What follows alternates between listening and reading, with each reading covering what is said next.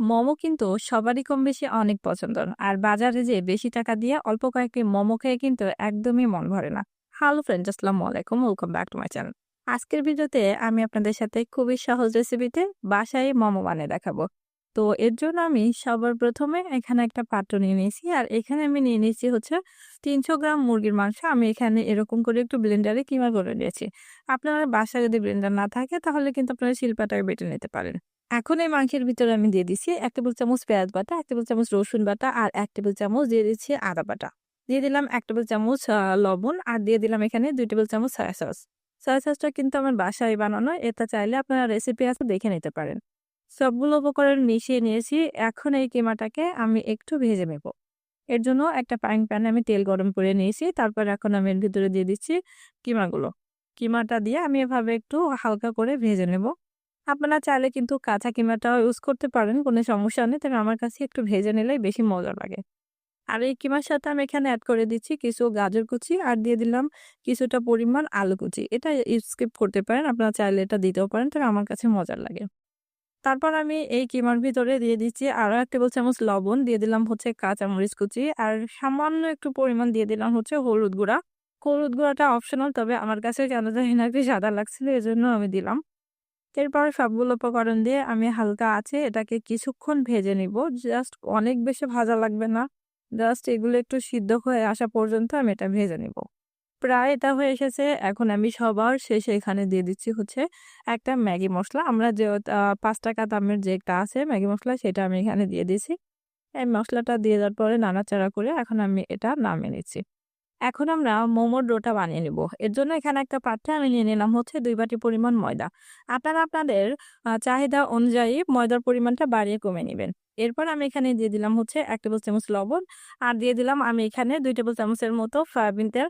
তবে তেল দেওয়ার ভিডিওটা স্কিপ হয়ে গেছে, এজন্য আমি আপনাদেরকে দেখাইতে পারি নাই। তারপর এর ভিতরে আমি দিয়ে দিচ্ছি অল্প, অল্প পরিমাণ ঠান্ডা পানি। আপনারা চাইলে এখানে গরম পানিটাও ইউজ করতে পারেন। তো এইভাবে পানি দিয়ে আমি ঠিক যেরকম রুটি বানাই সেরকম একটা ডো নরম করে বানিয়ে নিয়েছি। এখন এরকম একটা বড় সাইজের রুটি বেলে নিয়েছি আর রুটিটা একদমই পাতলা করে বেলেছি। তারপর এরকম একটা কুকি কাটার দিয়ে আমি এরকম করে গোল, গোল করে কেটে নিচ্ছি। আর কুকি কাটার দিয়ে কাটার একটাই সুবিধা হচ্ছে যে সবগুলো হচ্ছে একই সাইজের হয়। তবে আপনাদের বাসায় যদি কুকি কাটার না থাকে তাহলে আপনারা যেকোনো স্টিলের গ্লাস কিংবা ছোট, ছোট লুচি যেভাবে বেলে সেরকম করে বেলেও কিন্তু আপনারা মোমোগুলো বানিয়ে নিতে পারেন। তো এখন এই যে আমি যে শেপ দিয়ে যেগুলো কেটে নিলাম সেখান থেকে একটা এরকম করে শীট তুলে নিছি। তারপর আগে থেকে যে আমরা মোমোর জন্য যে মাঝখানে পুর রেডি করলাম সেটা মাঝখান বরাবর দিয়ে হাতে একটু পানি নিয়ে আমি এরকম মাঝখান বরাবর দিয়ে ৪ সাইড তে এরকম দেওয়ার পরে মাঝ বরাবর এরকম করে চারিদিকটা চ্যাপ্টা করে দিচ্ছি। তারপর এই যে ২ সাইডটা ধরে জাস্ট এরকম করে একটু চেপটে দিলেই কিন্তু আমাদের মোমো শেপ দেয়া হয়ে যাবে।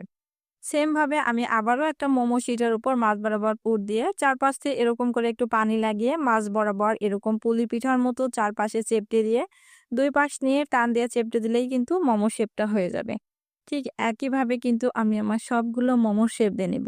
আর এভাবে মোমো বানালে কিন্তু আপনারা অল্প সময়ে অনেকগুলা মোমো বানিয়ে নিতে পারবেন। আর এইভাবেই কিন্তু যখন আমার কাছে একদমই কম সময় থাকে তখন আমি এই শেপে মোমোগুলো বানিয়ে নিই। সবগুলো মোমো শেপ দেওয়া হয়ে গেছে। এখন আমি এগুলোকে স্টিম করে নেব। এর জন্য একটা বড় পাত্রে আমি পরিমাণ মতো পানি দিয়ে দিয়েছি। আর এর সাথে দিয়ে দিয়েছি আমি এখানে 1/2 টেবিল স্পুনের মতো সয়াবিন তেল, যাতে একটার সাথে একটা লেগে না যায়।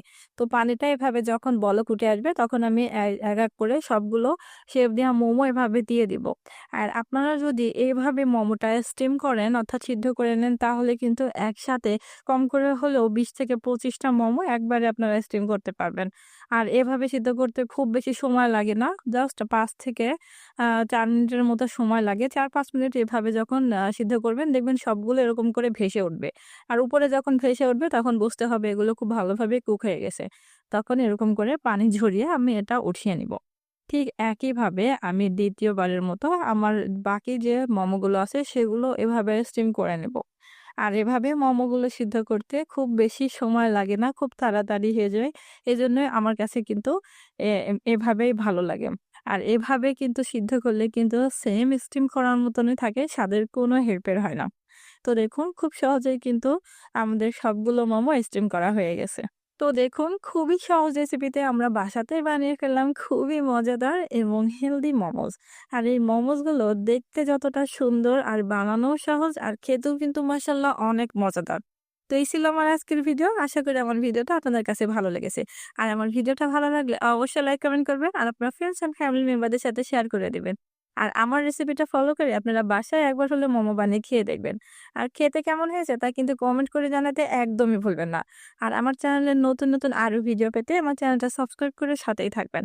আজ এই পর্যন্ত সবাই ভালো থাকবেন, সুস্থ থাকবেন। আল্লাহ হাফেজ।